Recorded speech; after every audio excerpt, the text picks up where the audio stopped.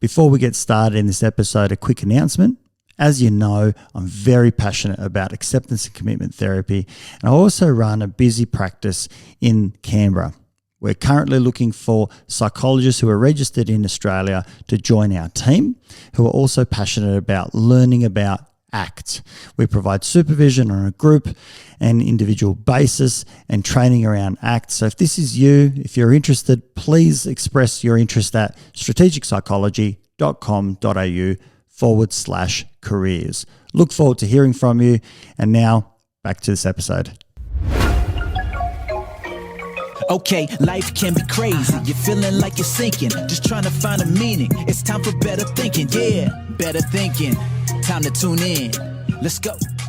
Welcome back to Better Thinking. My name is Nesh Nikolic, and today's topic is the use of psychedelics as a therapeutic aid to therapy. And my guest today is Dr. Eli Kotler, who is a consultant psychiatrist who holds an academic position at Monash University through the Alfred Psychiatry Research Centre.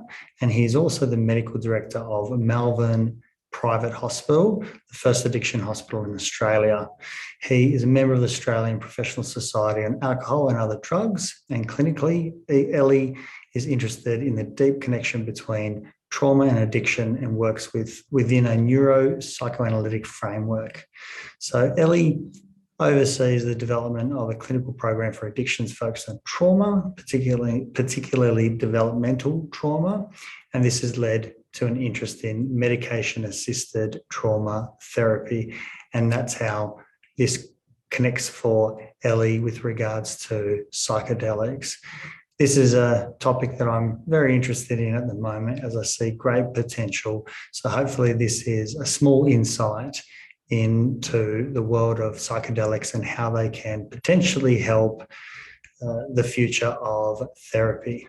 Enjoy. Eli, really appreciate you coming onto the show today. I'm so excited about this episode talking about psychedelics, and I know your other interests are also how psychedelics can be used in trauma and addictive behaviour. So thanks for coming on. Thanks so much for having me. Thanks for the interest. Before we get started, maybe you can tell our audience a little bit about yourself and how you've come to this interest space. Well, I'm a psychiatrist. And about 7 years ago now, I was in the right place at the right time and became medical director of Malvern Private Hospital, which is an addictions hospital. And I've gone, I guess I've had a little bit of a journey in psychiatry myself. I actually specialised in aged psychiatry, which is probably the most biological of all, the sort of areas of psychiatry. But I kind of quickly, when I actually started working, I was just interested in people. I realized I was just really interested in people and the mind and all the craziness, that it is to be human. And so I just sort of went more and more into, I guess, the therapeutic side. And then I started working at this addiction hospital, and it became very quickly apparent to me that every single person I was seeing had significant unresolved emotional issues. Trauma is a big word, so I don't necessarily like using that because it means different things to different people. So I'm using the term unresolved emotional issues because that's exactly what I think they are. So every single person had these issues, and it was my, I guess in my own little mind, my own opinion, it was clearly those unresolved emotional issues that were directly leading to their continued relapses and uses of addictions. And I really just wanted to understand that. And so I guess I've spent the last 7 years just diving into that and really trying to understand why that is and how that works. Which also, and that is why I was attracted to psychedelics. I actually I haven't had my own experience with psychedelics, but the first experience I had seeing how psychedelics work was someone invited me to watch a documentary called Trip of Compassion, which is documentary about people having psychedelic assisted therapy, MDMA assisted therapy for trauma. And what I saw in that documentary was, people working through, like I do long-term therapy with people, and like I like to think I've helped people overcome trauma and heal from trauma, but it's probably taken about 5 years of weekly therapy. And I saw people doing this documentary, in a month, what took me 5 years.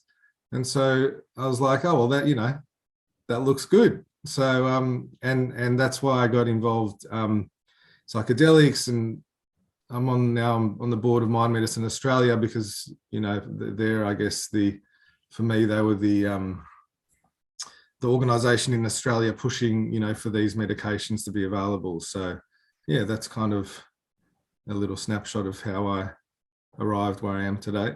Yeah, lovely.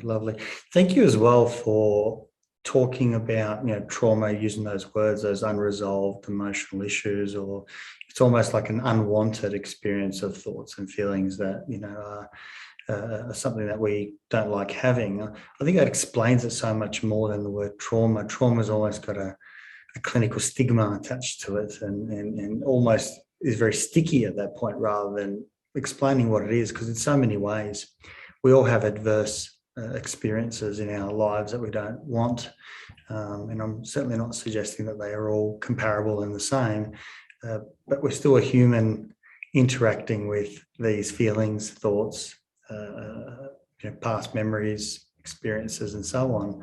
And I think that's a really nice way to describe it, so thank you.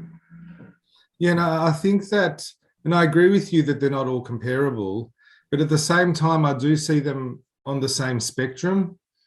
Like I think that there are some experiences that we have as humans that we can integrate, and there are some experiences that we can't. And those experiences that we can't integrate can range from, less devastating to much more devastating. But I think the effects are qualitatively the same, but quantitatively they can obviously be there's a very significant range in the depth of the pain and the fear that is unintegrated. But I think that all these events that we can't integrate are on the same spectrum of quality, even though quantitatively they can be extremely varied. Ellie, let me ask you about that documentary. You spoke about in your work, it could take, multiple years to assist someone in integrating, resolving, coming to terms with what's occurred in their life. And in this documentary, Trip of Compassion, you saw a rapid shift for people, or a quicker integration. Can you talk us a little bit through, maybe that documentary, but also the research that you've done and seen and read and been part of through Mind Medicine Australia? Yeah, I mean, I guess it's tricky because I think it depends on your frame of reference, how you understand these medications to work. But for me, my reference, I was like my therapy took a psychodynamic trajectory. And so I saw things through kind of psychoanalytic theory. And so for me, helping people through trauma was about using the relationship I have with them in the room to help them work through the ways that their mind has defended them from the trauma. And then once we can identify the defenses, to sort of see what's underneath. And inevitably it's some emotional it's some overwhelming emotional experience, some type of pain or fear, or, some awful emotional experience that can't be integrated. And so that takes, I see people usually once a week, or, at the most twice a week. And, to get the trust with someone and to build the relationship with someone, and to help them learn to trust themselves enough to go into their painful emotions and the overwhelming experiences, that takes a long time, I think. I don't think that can be done quickly. Well, at least not until I saw psychedelics operating. But to me, that's just going to take a long time. There's no way around that. And there's something about the, so that's about sort of peeling back the layers of the psyche and the defenses and or protectors or whatever. There are different names for these types of things, these parts of the mind that protect us but also harm us, like addictions. I think that's exactly what addictions are. And psychedelics seem to allow, particularly MDMA, seems to allow people, it gives people a sense of trust. And I think that allows people to be contained in the moment. People suggest that that's things like oxytocin, which is, a chemical related to attachment, parent-child bonding and attachment. And there's obviously something very safe about that. I mean, that is, I think, part of the therapeutic relationship that can build with, a therapist and their client or patient over, a significant period of time. But it seems to happen almost instantaneously with psychedelics, which seems to allow people to go into their trauma. So it's almost, so in my language, as I understand it, it's like the defenses just melt away. So the protectors or the defense mechanisms that have held the trauma, sort of unconscious or semi-conscious or forgotten, or it sort of allows it up. I think it's the safety and the trust that people feel allows the trauma up to actually be reprocessed and re-understood, because inevitably, there's something about the trauma that hasn't been understood properly or integrated properly, or, some type of emotional displacement, or, like there's guilt where there shouldn't be, or there's unresolved anger, or there's a fear that hasn't been able to be overcome. There's anger directed towards the self instead of the person who harmed me, so I hate myself. And so it's so for example, there's a beautiful scene in that documentary where there's a man that was sexually abused by his father. And in his third session of MDMA assisted therapy, I think it was his third session, he's just staring at himself in the mirror, and he starts to cry, and he's like, I can see you. And he starts to smile, and, it's as if he's seeing himself again for the first time and sort of feeling some self-love again for the first time, and that would take, I don't think I'm a terrible therapist, but that would take me a long time, with someone to get to a point where they're really feeling self-love and, the anger is no longer directed at themselves. That to me takes a long time.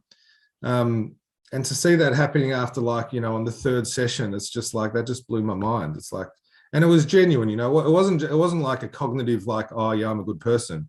It was a real lived experience and felt experience of being, of him seeing himself again and loving himself. So yeah, I know that's probably a little bit vague, but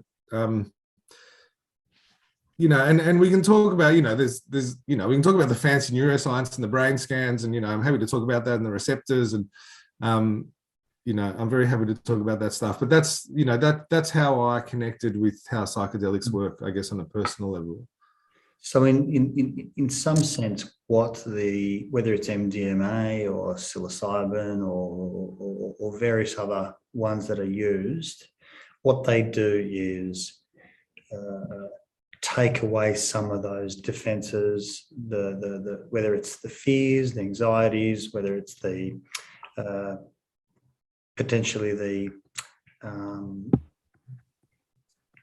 self-deprecating aspect, to put all that aside and actually meet that experience again in a different way. Is that what's saying? So it changes your relationship with, whether it's the past or the present. It opens your mind or opens you up a little bit more to experience that again. I keep coming back to the word opens, maybe because I've sort of read a little bit about it in terms of my understanding is people's openness to experience, increases after this type of medicine, and that might have an affect on the therapy, that we are more open-minded, and obviously there's probably a lot of prep work that goes in before that as well. But is there an openness to experience that occurs with these medications? Is that what you mean by MDMA provides trust, that it allows you to open up closer to trust? Yeah, I mean, what you're suggesting fits in with the most coherent theory that we have so far about how psychedelics work, which is the Rebus. It was written by a professor of neuroscience and a psychiatrist, Carl Friston and Robert Carhart Harris. There was a paper written called Rebus and the Anarchic Brain, if people want to look that up, which is relaxed belief under psychedelics, Rebus and the Anarchic Brain. And I mean, there's a lot to talk about the theory, but just on a superficial level, I mean, Carl Friston is officially the most influential neuroscientist of our day, based on how many times his work has been cited. And so he has a theory called the free energy theory, which is about how it's basically a theory of how the brain works on a global sort of level. It's also a theory about how all living organisms function. But basically the idea is, which fits in very nicely with what clinicians know, which is that, you know, no one, it's a computational neuroscientific theory, so it's maths. So I think he's probably the smartest person I've ever met in my life. I haven't met him, but I've spoken to him. But he's somehow, I don't understand it, by the way, the maths, but he somehow used mathematics to create a theory of how the brain works, which fits remarkably well with clinical experience. And basically the idea is that brains function by trying to reduce this quantity called free energy. And what that basically means is brains function by reducing prediction error. Stick with me here. It sounds complicated, but it's not that complicated. So in other words, we have our minds have internal working models of the world. And so that's a model that my mind has. Then there's incoming information from the sensorium. So what things that I sense, perceive, like for example, a relationship, I can perceive the relationship, the interaction at the moment. And I have an internal working model of what relationships should look like. And the difference between my internal working model, what I already know about relationships, and what the incoming information about the relationship is, the brain will work to decrease the difference between those two sets of information. So what I already know and what's happening at the moment. And how the brain often works, and we know this as therapists, is that the brain will distort the incoming information to fit with what it already knows about the world. And so he's mapped this out in mathematics, and he's also mapped it out anatomically in the brain. And what it basically says, to cut a long story short, is we see what we already know. We see, we don't see reality, humans. We see what we expect to see. And that's true on all levels. It's not only true in relationships, but it's just true in general. It's true with vision or hearing, and it's also true in complex things like relationships. And so we see that psychology knows this and psychiatry knows this immensely. There's confirmation bias. There's exactly all sorts of optimism biases. 80% of the people think that they are better than an average driver. All this sort of stuff and everyone's a better than average therapist. Yeah, absolutely. Where the ego gets involved, or as you say, our internal world, we just keep confirming it, or at least there's a bias towards it. My apologies. Absolutely. You were going somewhere. No. That's absolutely exactly. And we do know this. I mean, we all know this. It's just he's mapped it out mathematically and anatomically. And so what psychedelics are, and so that's a top down. He calls it. It's from the cortex. The cortex has these very generic models of the world. Internal working models, object relations, whatever whatever words we use to describe these things. And the cortex basically dampens down or sends signals down to the information that's coming up to it from the world, and it basically clamps down on the information coming in and controls it to decrease the difference, to decrease the free energy or the prediction error. It decreases the difference between what's coming in and what I already know about the world. So what psychedelics appear to do is switch off. Psychedelics work through 5-HT2A, or they seem to work through 5-HT2A receptors, serotonin receptors, that are densely concentrated in the cortex. And so what psychedelics, the theory is, it's the most coherent theory of psychedelics we have at the moment. The theory is that control, those preconceived notions we have about the world, are switched off. And all of a sudden you can just see things as they are. You don't have to be, so your experience of for example, of yourself, our self is kind of an object. We see ourselves as an object as well. I can hate myself, I can love myself. And so the way I see myself can also be reformulated. So I don't have to be stuck. And that's when you said open. I think, we literally become open. So we're no longer stuck in our old patterns. And I think I might just add in here one important point is how we understand pathology in mental health. I personally don't particularly like our current categorical models of mental illness. They definitely have uses, but I think I don't like them in particularly. I think, pathology much more presents itself in patterns of thinking, feeling, and behaviors. I mean, addiction are a prime example, but even depression, thoughts of self-loathing and, I'm terrible. And so if you view, so psychedelics really allow us to change those patterns. We don't have to be stuck in the same patterns anymore. I don't have to hate myself anymore. I don't have to be a perfectionist anymore. I don't have to worry about my body image all the time anymore. I can see things differently. It's interesting because I know that we've all had these moments in life where our internal world or what we know has been shockingly challenged, and we change our mind very rapidly with, for example, new evidence. Now, a small little example might be, and I can only assume this to be right, I don't know if it is or not, but there's been some serious allegations around Michael Jackson and his actions towards young persons.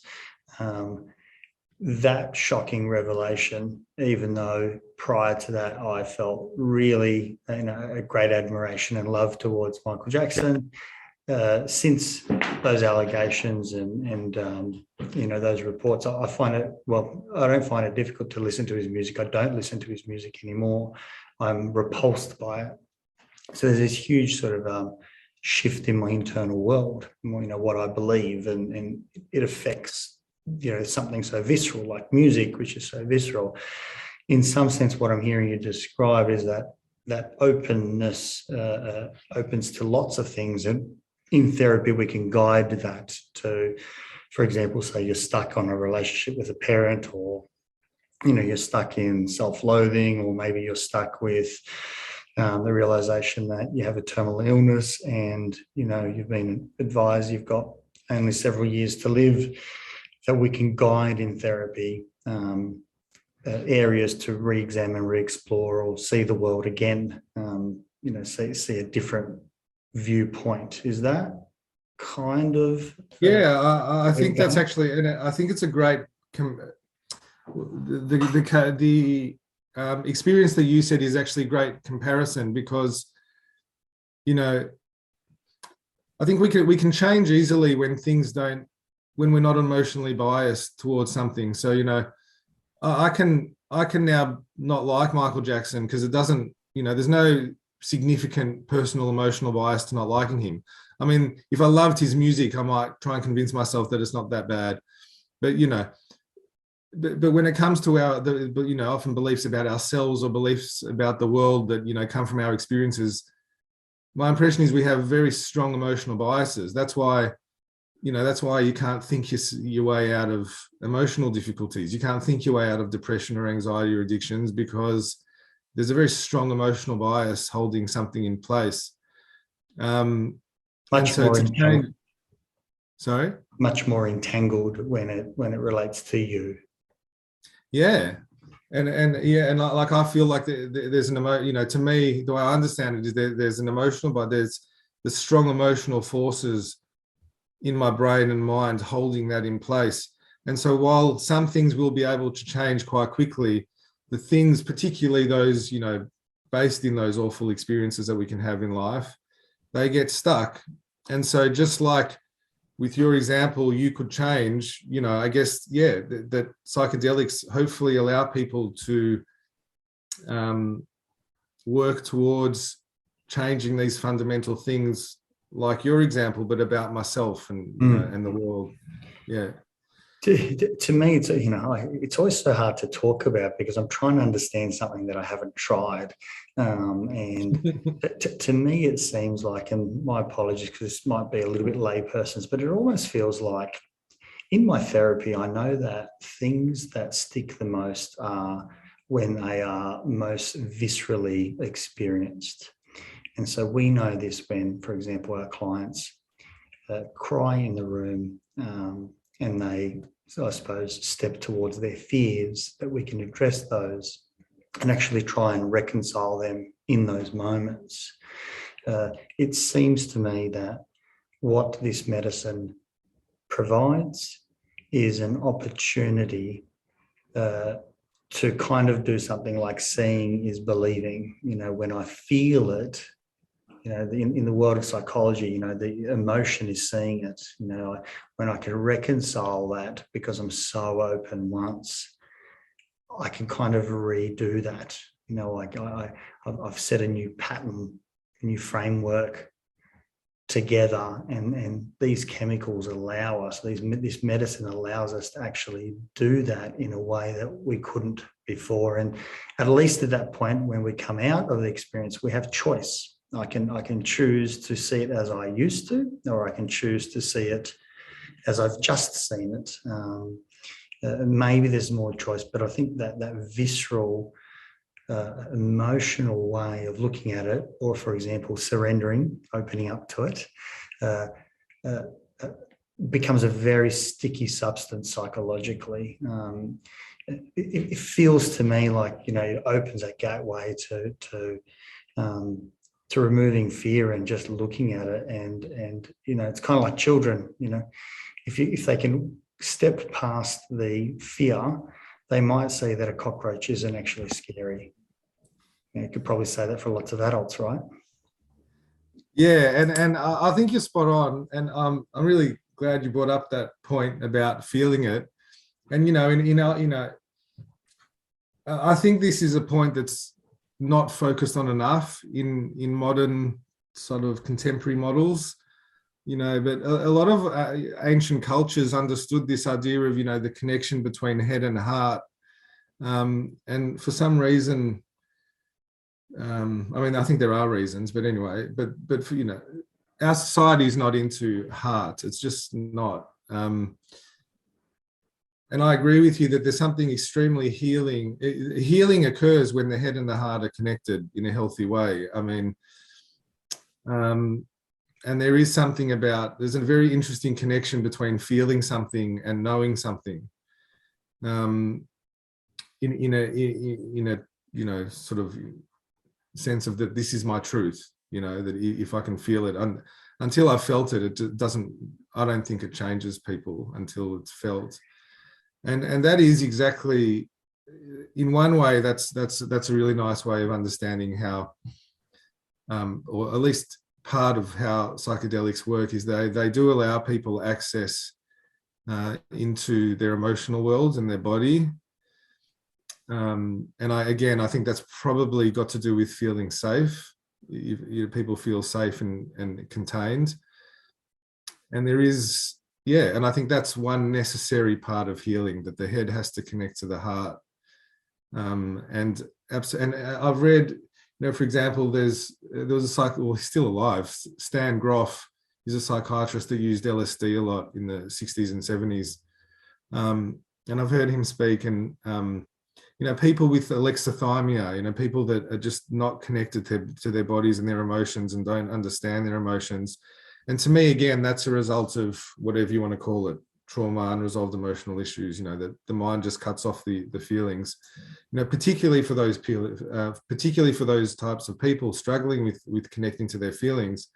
These medications are supposed to be, really helpful, because they do open up the channels, into the body and the emotions. What's some of the research out there that stands out for you in terms of the merit of using psychedelics as an aid for therapy? So there's a couple. I just might say a couple of things before talking about the research, because I think there are a couple of important things to keep in mind about the research. Firstly, like I worked in Alzheimer's disease for many years, and I was involved in research with Alzheimer's disease. And the people funding the research were pharma companies, and they would literally spend $500 million to $1 billion trialing a medication to get out onto market. Like, that's literally what it would take. That's the type of money. Psychedelics are different because they can't be patented. I mean, new ones can be, but obviously, like psilocybin is from mushrooms. You can go out and pick it. You can't patent that. You can't patent MDMA. It's gone out of patent. It was made in 1912, which means that there was, big pharma companies. It's not a traditional model where someone owns the compound and they're going to invest $500 million or $1 billion to getting it onto market, because they'll make all the money back and more when it gets onto the market. So there is no pharma company like that investing in psychedelics. And I think that's important to understand, because there are two common criticisms with psychedelic research, and I think they're fair criticisms. It just needs to be taken in the context. One criticism is that the research studies are small sample sizes, and that's true, and that is a valid criticism. But it also, I think, needs to be understood that there is a reason for that, which is, for example, MAPS in America, who have done some of the biggest studies. It's all charity money, it's all donations. So the research in general has an issue that, in general, a lot of the studies are small sample sizes and not randomized controlled trials. And that's a fair criticism, but it also needs to be understood that there's a reason for that. Another issue is it's very hard to get a placebo for psychedelics. And that's pretty obvious if you think for a moment about why that is. It's because, if you've had a psychedelic, and the therapists sitting with you when you're having the psychedelic, they also know, because it's such a profound experience and it goes for hours. And so there are issues with blinding in these studies, which also mean that, if you... Wouldn't that be a positive in terms of, if you can't find a placebo that acts, really, our current model is medications often work a little bit more than a placebo, at least in some psychiatric medications, probably not so much for other, medications. But, there's some questions around some psychiatric medications about how much better they work than placebo. And there's plenty of research that, shows that often it doesn't work better than placebo. But in this instance, Yeah. Isn't it advantageous to say, well, we did give them a placebo, it was a sugar cube, and they reported no openness and change in their relationship towards, their trauma, because we still gave them a placebo. The fact that it didn't work, that says something, because, it says that this compound, psilocybin or MDMA or whatever it might be, actually has incredible affect that can't be replicated by the mind. Yeah, and I think, well, not easily. Our society, for better or for worse, and it's interesting, it's a big discussion, I think. Evidence-based medicine, particularly mental health, I think it's a big discussion that, I have a lot of thoughts on. But I want to hear those thoughts. Okay, I'm happy to share a few of them. But yeah, but the traditional, the traditional gold standard for any medication or any therapeutic intervention is a randomized, controlled, double-blind study. Sure. And in mental health, I think that's for better and for worse, as we can discuss. And so so the idea is, and the criticism is, that you can't really it's hard to do blinded studies with psychedelics, which means that the evidence you're getting from the studies is not gold standard. And, and that's just a fact. Okay. So scientifically, it's not gold standard. To me, what it says is it challenges the paradigm, because we currently have a medication that's, alters the mind so much that, okay, it's very hard to get a placebo controlled. So that to me throws a challenge to the science. It also, you can say that it's a challenge to the medication, because you can't, you don't have gold standard evidence, but you could also say, well, it's a challenge to the scientific paradigms we have, that in this case, we can't, maybe we can't get gold standard evidence. So then what do you do? Maybe we have to be flexible. That surprises me, because I thought scientific methodology is just that. If you follow it and you actually do a proper randomized, controlled, double-blind, they may guess that this person has received it and that person hasn't, and they might guess really well because it might be clearly obvious to them. But that doesn't mean that the methodology wasn't actually followed by the T. Like, for example, if I come in here and I, give two rows of medications, and then I leave the room, and then you walk in and you grab one from A and grab one from B and you administer them out. You didn't know which ones I've put out. So we're both, you're blind, I'm blind. The patient's obviously blind. So we've followed all the things that we need to do. We then just go out and record, and there might be people out there who genuinely still feel some psychedelic effects from sugar cubes, right? Because they really want it to work, all right? I imagine that probably would happen for some. The desire for it to happen, our brains can do all sorts of weird and wonderful things. But I think that's testament to that something works phenomenally well, and that scientific methodology is still being followed, but maybe I'm missing the point. Yeah. I mean, maybe I'll just be, so what they do with this, like when I worked in Alzheimer's disease trials, they were double blinded, and I literally had no idea who was getting the medication or not. And that's obviously because the medication was not so good. In this case, if you do questionnaires of participants and investigators, more likely than not, people will guess who was on the psychedelic and who wasn't. Sure. And so the scientific, so they follow the methodology, and then you come back at the end and say, well, it wasn't actually double blinded because people know. But as we're both kind of suggesting, I guess, and I'm not a researcher, you'd need a researcher to come on and, speak about, the issues around that in more detail. But, Sure. For me, all that says for me is that these medications are very powerful, and maybe they can't be double blinded, and we just have to kind of live with that, because that's how it is, which, yeah. Okay. But I mean, evidence, I always get, whenever people, I'll take evidence-based for addictions. The current government guidelines for addictions suggest CBT and motivational interviewing. Sure. So that's the, if I was following the evidence base for addictions, I would treat all my patients with CBT motivational interviewing. I don't use either of those techniques. I don't think they work very well at all.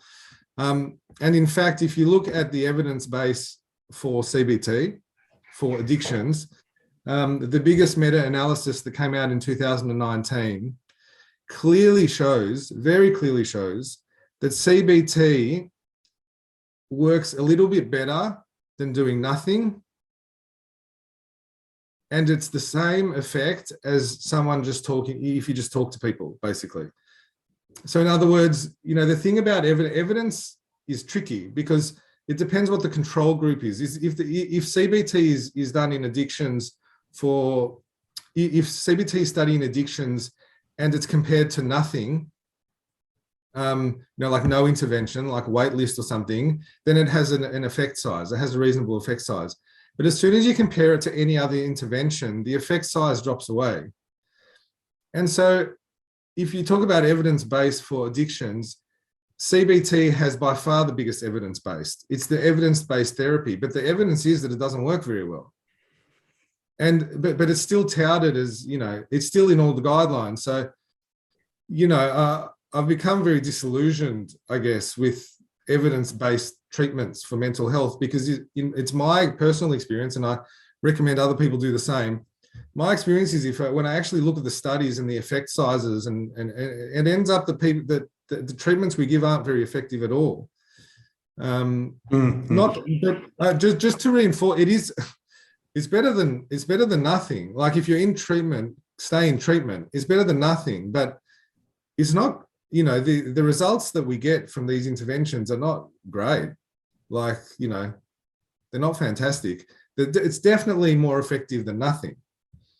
But we can do better. Mm-hmm.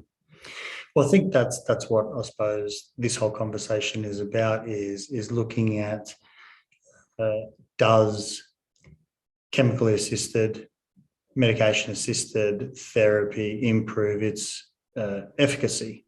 And my understanding is clearly there is some, whether we use the word evidence or there's some strong suggestions that is the case. I'm aware of a piece of research that looked at people who were in late stages of life, and obviously finding that very upsetting, and who were provided with I suppose a psychedelic experience that was assisted, with therapy, and we had lots of prep time beforehand in terms of what people are wanting to achieve out of that, and I think the results from memory were that a lot of people found that post intervention they felt a lot more at peace with dying, that they were a lot more accepting of death, and they had less turmoil in their last period of life. From my understanding was a single intervention, but I might be getting that wrong. Are you aware of that at all? Yeah. There's good evidence for we can call it evidence because it is, even though that it may have some issues. The best evidence, so end of life. And that's transdiagnostic, which I think is good because I do think psychedelics work in a transdiagnostic way. And I think that's just because our diagnostic systems are flawed. But so that was end of life, people with adjustment disorders or depression or generalized anxiety disorders. And it was, it was 1 or 2 sessions. I can't remember off the top of my head. But people, there's a saying in the, I'm not that entrenched in the psychedelic world, but there's a saying, if you die before you die, I can't remember it. There'll be people out there that remember it. Anyway, the idea is that people face their death, something about the experience allows them to face death. And something about the experience of feeling, something we haven't spoken about, but the spiritual type experiences, the experiences of feeling very connected to other people, to nature, to the world, Something about that seems to remove a significant amount of that existential fear that people have, that we all have, I have, of death, whether it's conscious or not. So there is good evidence for that. There's also very good evidence for PTSD and major depression. PTSD, it's important to note that it's not just, single event PTSD or like veteran PTSD. It's also complex PTSD from, things like childhood sexual abuse. So there's good evidence for that. There's good evidence for major depressive disorder, which is why it will happen. Psychedelics will, I have no doubt in my mind that they will get, even though there are limitations with the sample sizes and because, no one's spending $500 million to get them through. And I have no doubt that they will come onto the, they will be part of our treatments within years. I think it's not, I don't think it will, I think it will, it's going to happen. It's just a matter of when, because the results are so positive. And so many people, and MAPS were very clever. MAPS didn't have a lot of money. This is in America, run by Rick Doblin. They didn't have a lot of money, and they chose PTSD because they knew that the American public would support treatment for veterans with PTSD, and that's exactly what's happened. Because they chose PTSD, there's a lot of support, now, and people really pushing to get it through for PTSD. Even though I suspect it will work for everything that we consider mental illness, it's so far it's for PTSD and major depression mainly because that's been what's studied. And again, there are limited funds, so you got to go for the big ticket items first. Why do you feel so confident about that? About what? That it will work for like globally. It has psychological. I guess it's because how I understand mental illness. I've never connected. Well, it's not. I've never connected. Yeah. Sorry, just to take a step back. Our current diagnostic categories, they're not valid. And that's a fact. DSM, until the most recent DSM, they said that in the introduction. I think they took it out for the most recent one. Maybe they don't like to admit it anymore. But what is a major depressive disorder? It's just a description. It's purely descriptive. It doesn't explain anything. It's not like in medicine in general, there are two types of diagnoses. There are diagnoses which are explanations and there are diagnoses which are descriptions. So appendicitis is a diagnosis that explains your symptoms. So I have a painful abdomen and a fever and I'm vomiting. Someone can diagnose you with appendicitis. Appendicitis explains why you have those symptoms. Then there are some diagnoses like chronic fatigue syndrome, which are just descriptions. You're tired all the time, and etc. Psychiatric diagnoses, maybe apart from the dementias, let's say, and maybe delirium, and interestingly PTSD. But anyway, psychiatric diagnoses in general. Take major depression, for example. It's not an explanation. It's just a description. And the description is, that's what it is. It's just a description. In other words, to say I'm sad because I'm depressed doesn't make sense, because all depression is a description of someone that's sad. To say I can't concentrate because I got ADHD doesn't. It's like a circle. It's like I'm round because I'm a circle. So our current diagnostic categories don't. They're not. They're just descriptions, and I think that they try and put boxes around something which, in its nature, is not in a box. So I don't. Major depressive disorder. When you try and treat when I treat someone's symptom, so if someone comes into me with major depression and I try and treat the symptoms of the depression, I'm buying into a sense that this diagnosis is valid because I'm just treating the symptoms, but the symptoms are just symptoms. Like, who knows why they're there? Like, no one, that's not.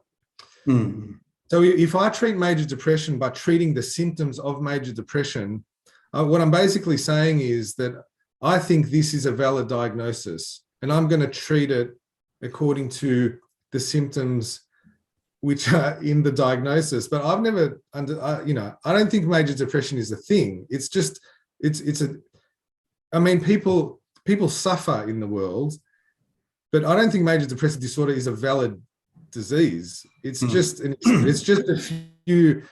a few aspects. It's a few descriptive aspects of people suffering, how people suffer, but it's not the whole picture. In fact, it's a small slice of the picture for me. So for me, I've always been like more trans-diagnostic in my approach. I've always been like, okay, let's look what's going on for you underneath. Okay, it's true you may not be able to, you may feel sad, but let's work out what that sadness is. Why are you sad? What is it? Is it loneliness? Is it guilt? Why is it stuck there? Is it related to something? So my approach to mental illness has always been to go underneath the label, and psychedelics work at that level. They work at the level underneath. And so that's why I'm confident that they'll work for everything that we consider mental illness, because they work transdiagnostically. They work underneath the superficial categories that we have chosen to categorize mental illness as. I hope that made some sense. No, absolutely. I think, there are great limitations with the DSM, and I think we all know that, because, one person could present to 5 different psychiatrists or psychologists, and, when they leave the room, probably all the psychologists and psychiatrists would be in agreement with what the story was of the person, what happened in their life, what occurred when they started feeling something, and so on. When we start asking them what's the diagnosis, there'll be variation.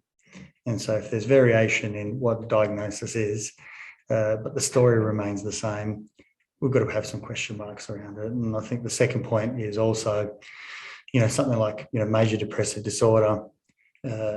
It's a bunch of symptoms that we put together, and we say it's there for a condition. But when we exclude something like grief, and we say, well, you don't have major depressive disorder if you've got grief if someone's died, because that better explains why you're feeling that way. Well, then we've got to ask, well, why does not breaking up with your wife also not better explain your condition? Or why does not having to work 9 to 5 days a week not better explain your situation?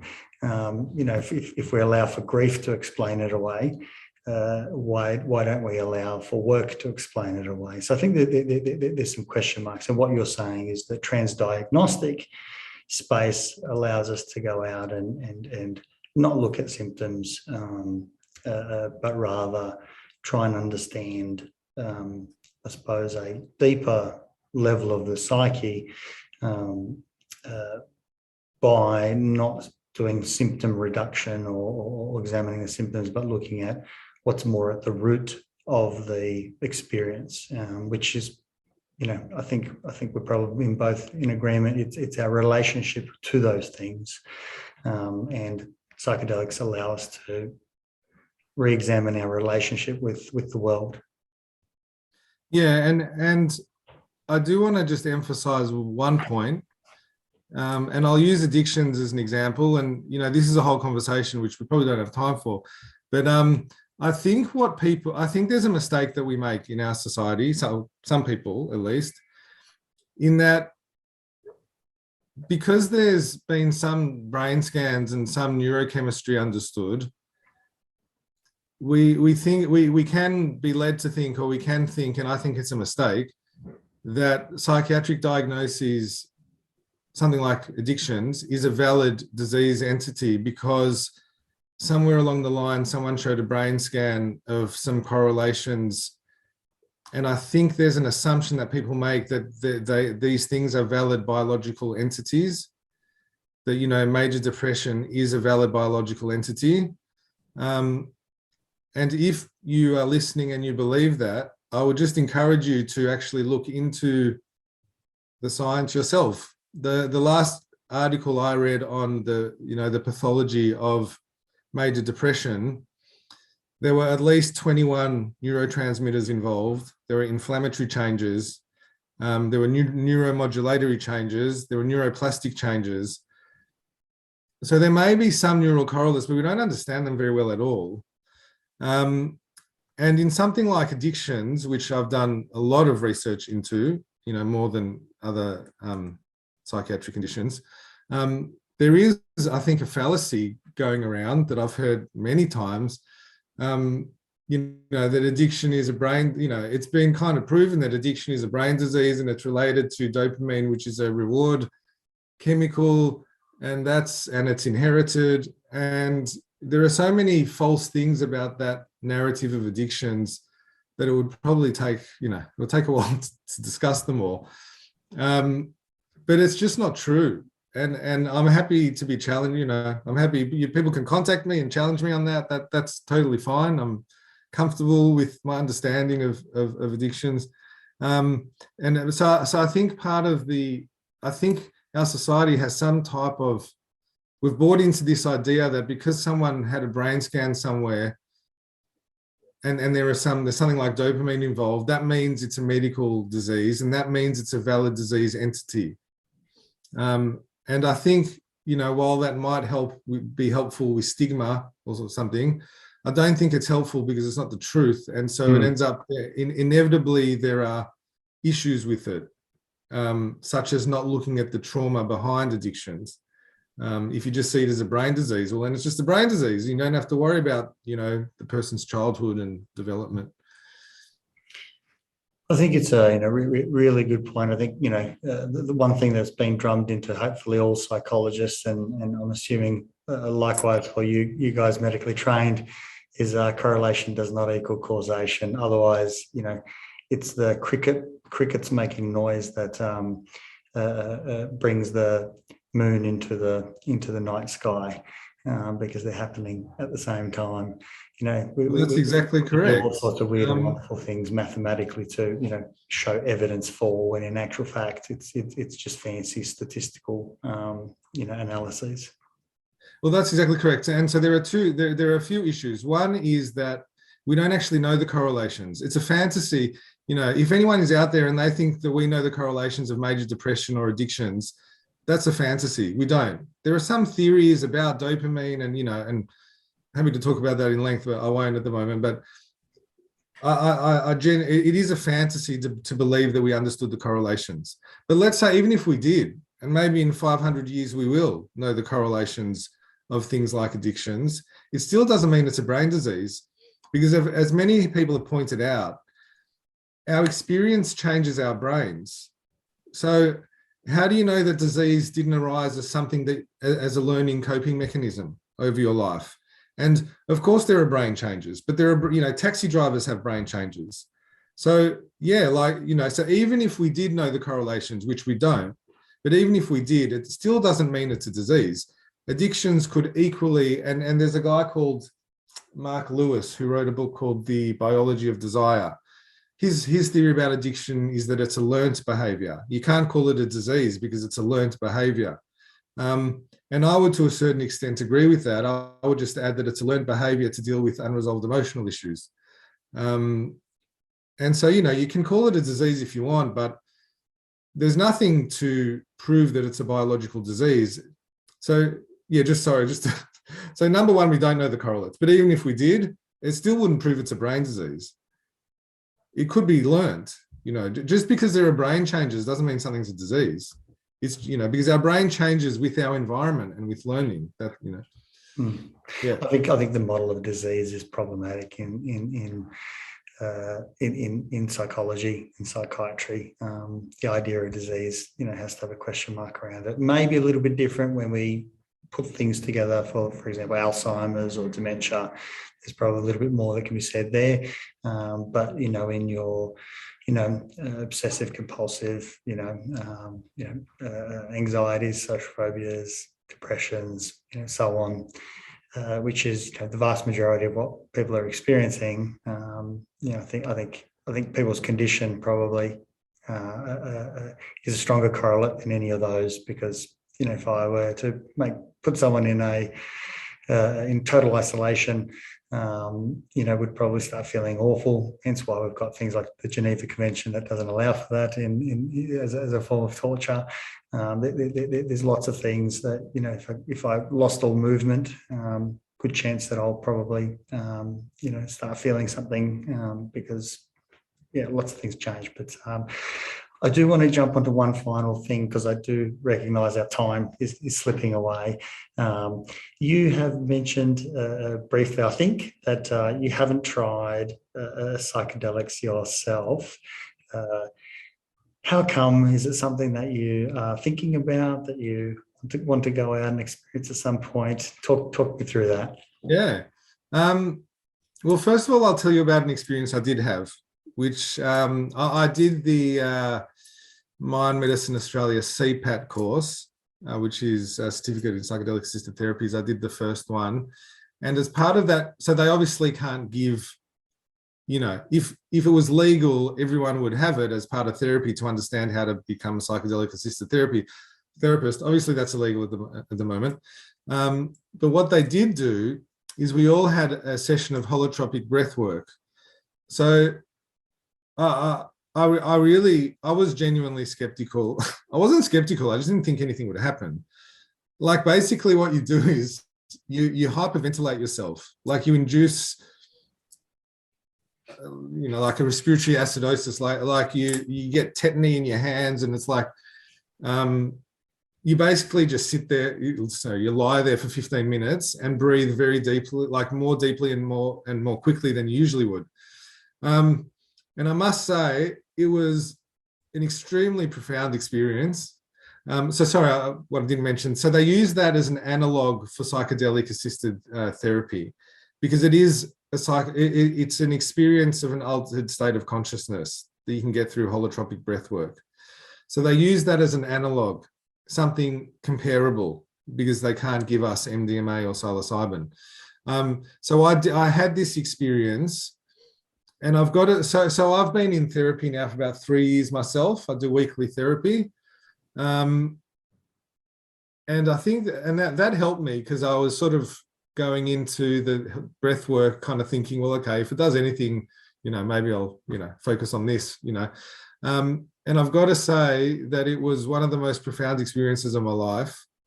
And I was very, very, very connected to my emotional world, like much more, 100 times more than I am, 1,000 times more. I don't know.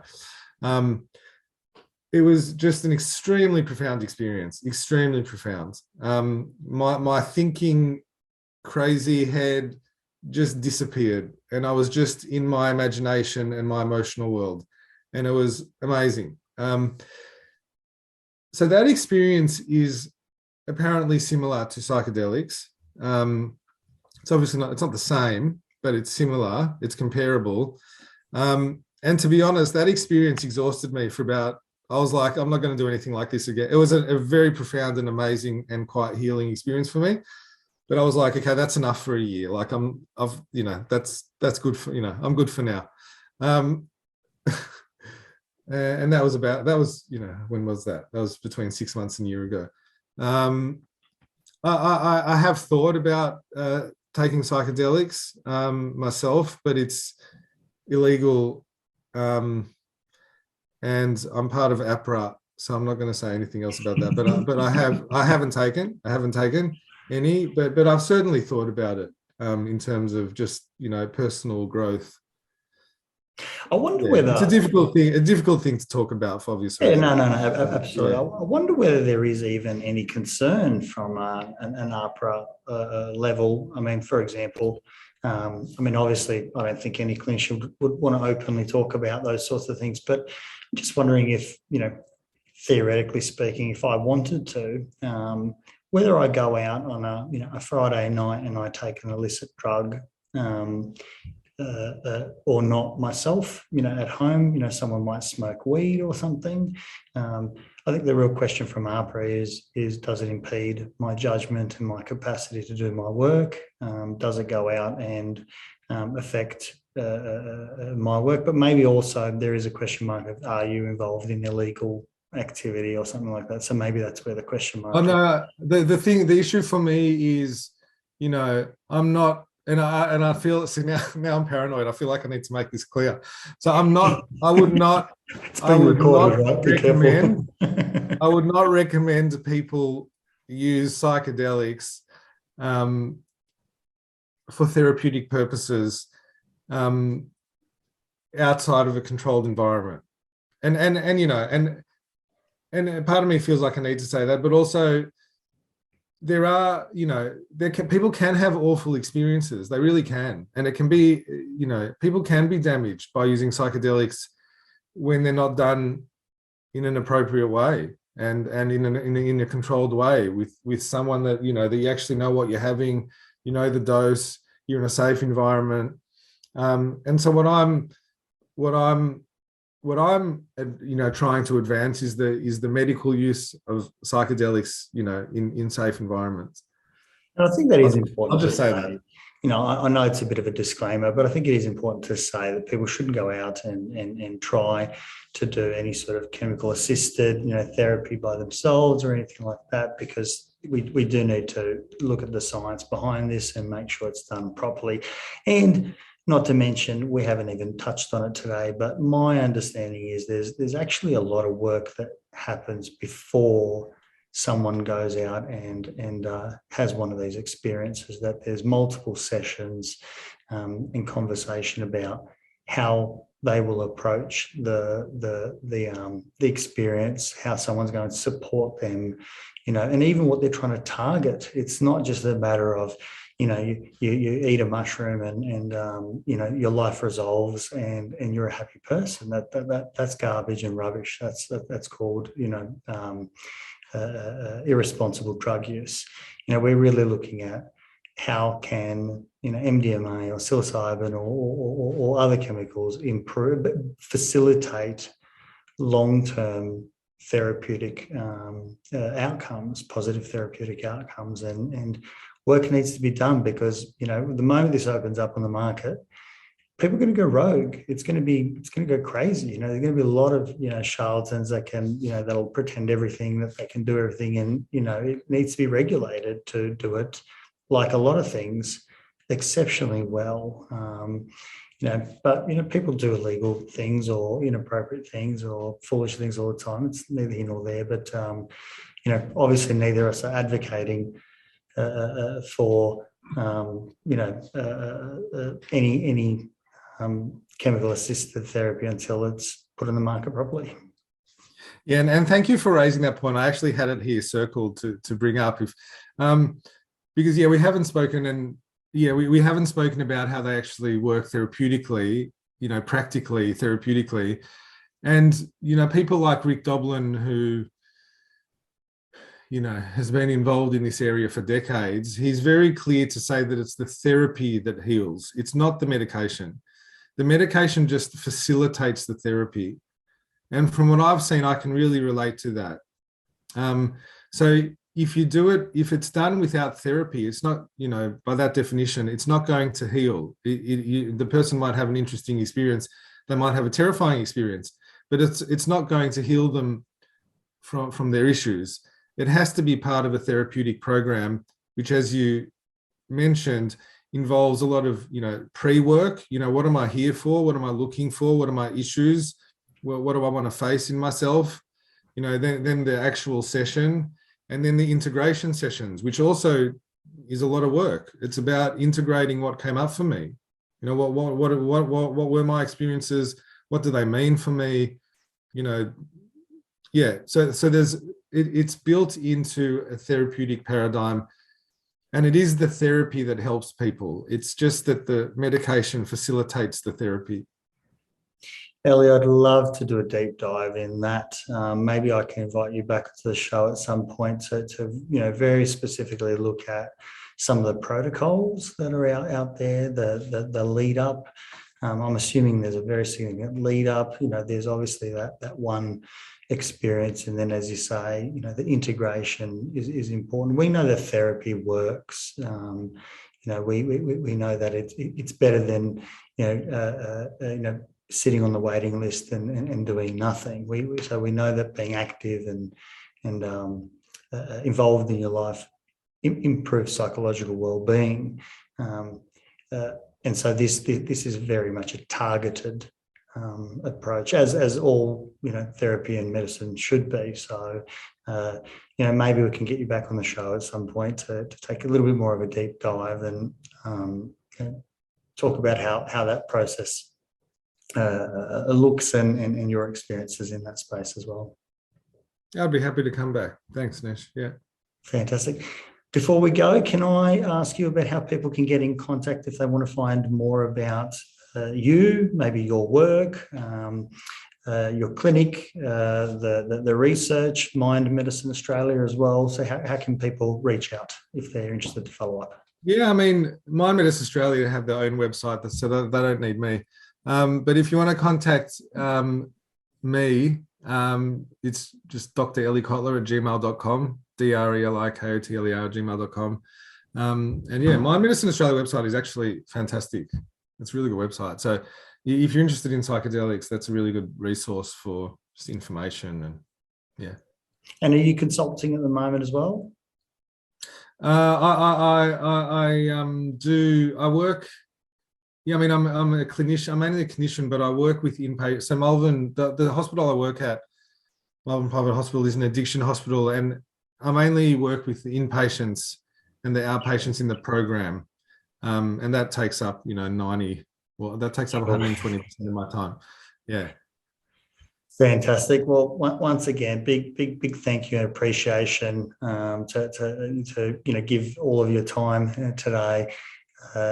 Definitely, I'd love to have you back. So hopefully we can achieve that as well. And look forward to finding out more, reading more. I'll probably have to pick your brain about good books to go to and good research to go to after this as well. Maybe we can link that after. Yeah, absolutely.